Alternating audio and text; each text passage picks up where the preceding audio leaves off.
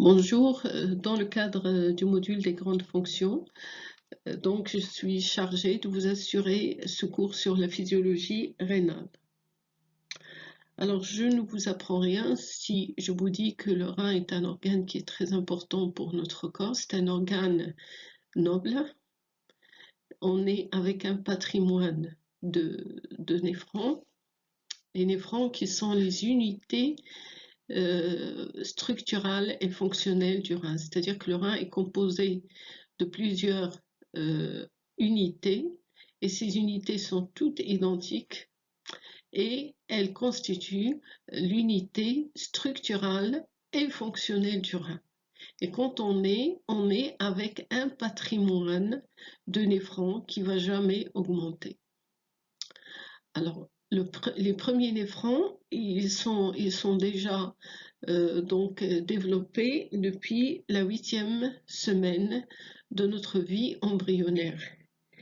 Et la première goutte d'urine déversée dans le liquide amniotique de nos mamans, eh bien, ça commence déjà depuis la 10e semaine jusqu'à la naissance. Et à partir de là, quand on est avec un patrimoine de néphrons qui ne va jamais augmenter. Alors les gens qui ont par exemple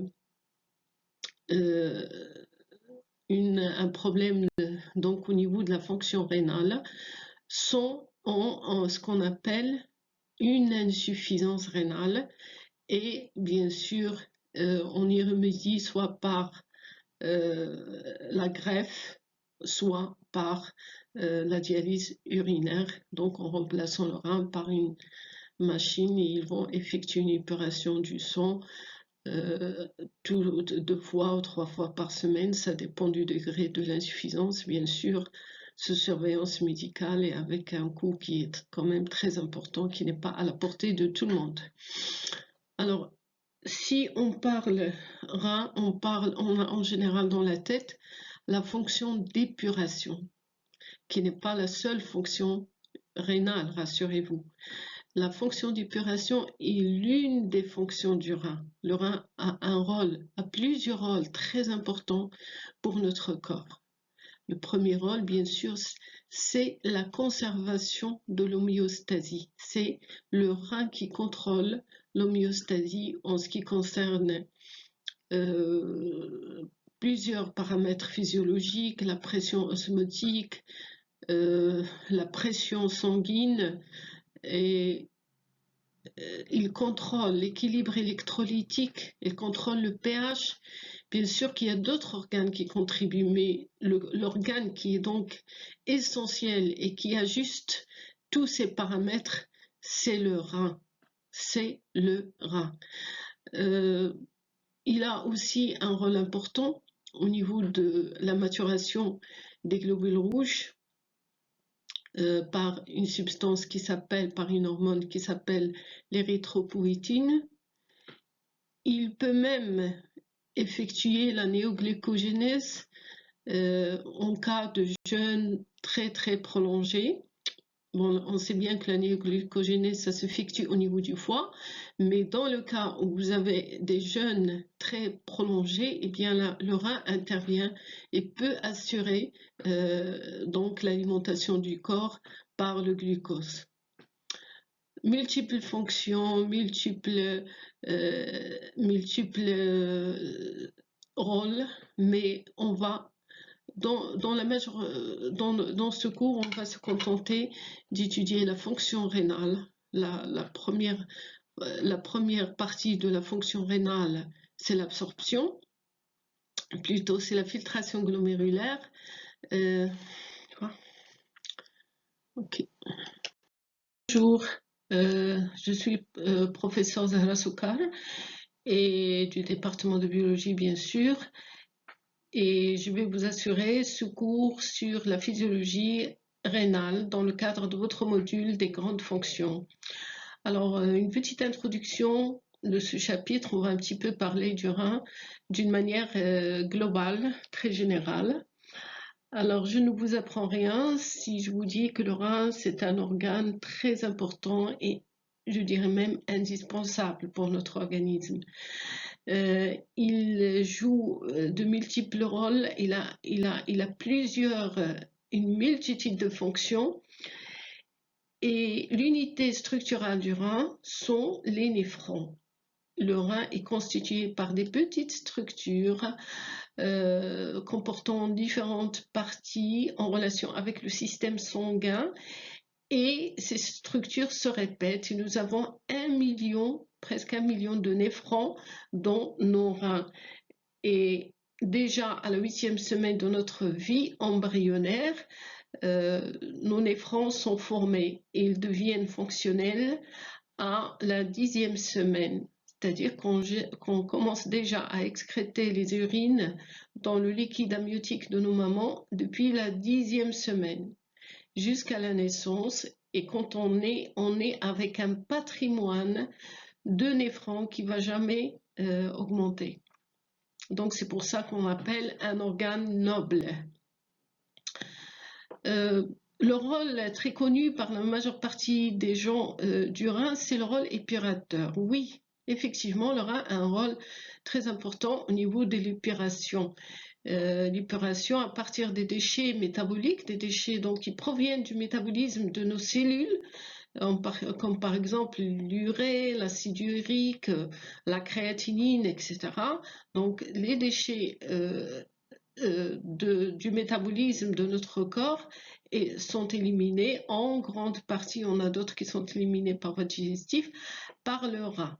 Mais parallèlement, les déchets aussi qui viennent donc du milieu extérieur, comme par exemple les produits, les pesticides, les additifs alimentaires, les colorants, tout ça, c'est éliminé par le rein.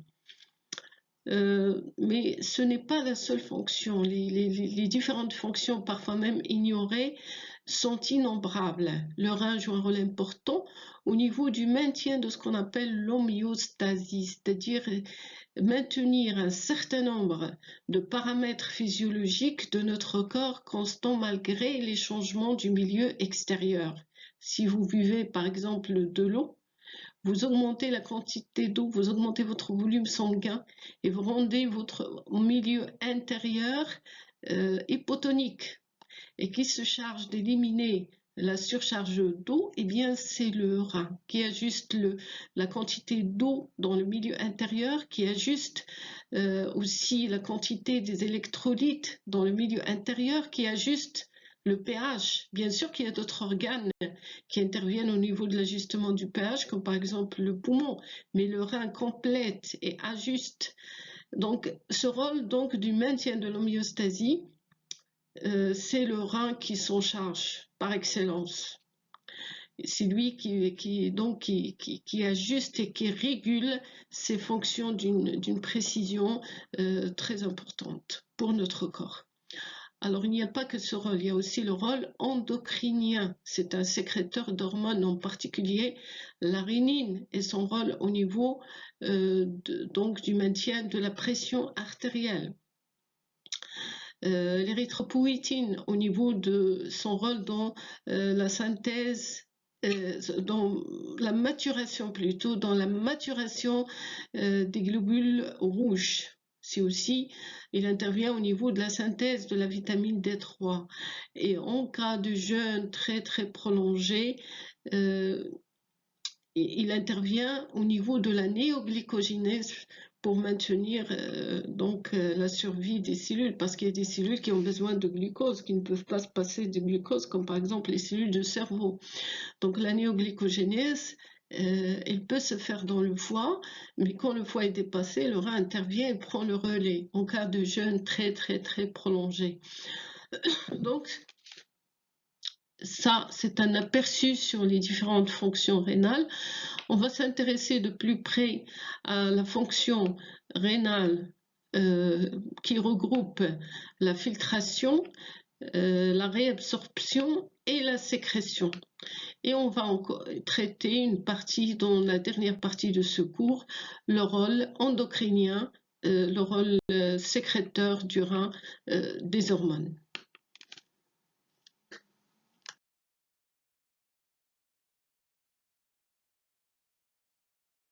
Dans le cadre des généralités, on va s'intéresser un petit peu, dans un cadre très général, on va faire un aperçu sur le rôle des reins dans la régulation de l'homéostasie.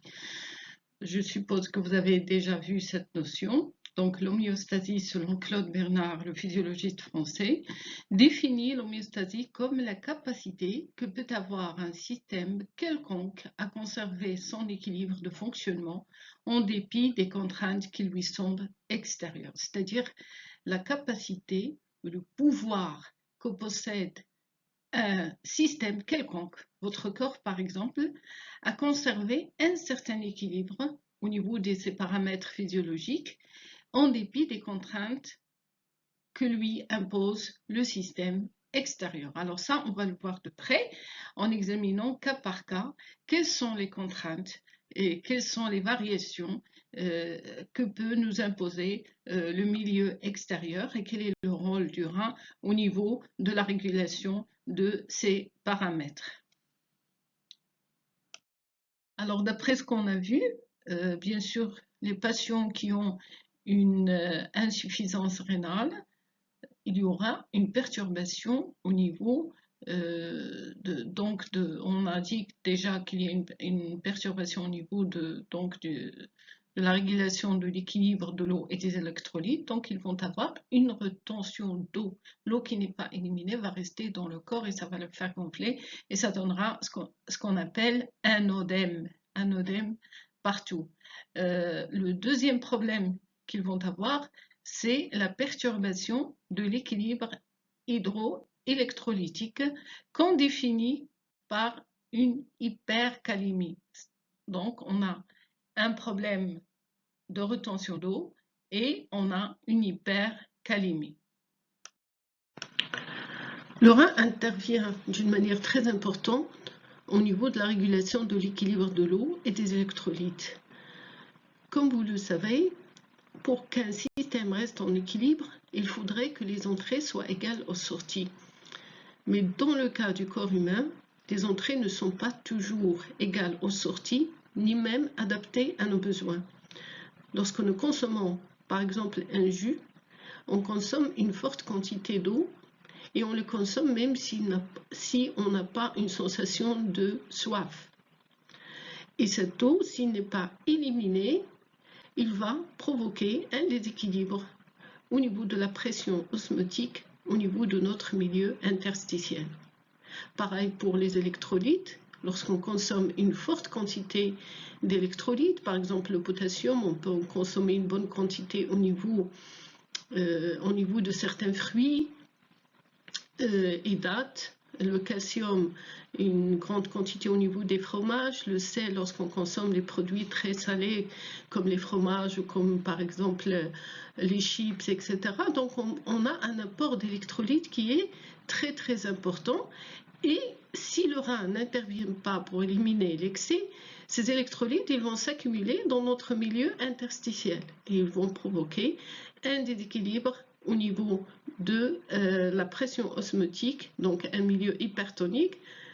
Et ce qui en découle, bien sûr, c'est des troubles qui sont généralisés parce que toutes nos cellules ne vivent pas dans un milieu qui est adapté à leurs besoins et ils ne peuvent plus être fonctionnels.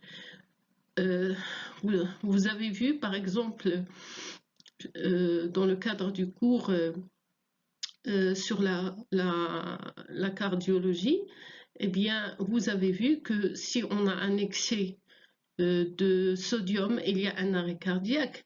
Si vous avez vu que si on a un excès de potassium, il y a un arrêt cardiaque. Donc, tous les troubles électrolytiques ont des conséquences fatales sur les fonctions physiologiques et sur les cellules.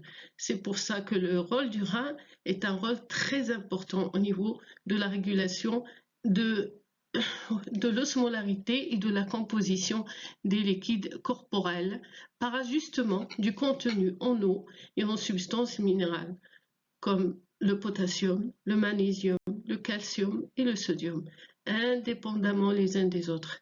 C'est-à-dire qu'il n'y a pas de lien au niveau de la régulation de la quantité du potassium ou de la quantité du magnésium ou de la quantité du sodium. La régulation se fait d'une manière indépendante.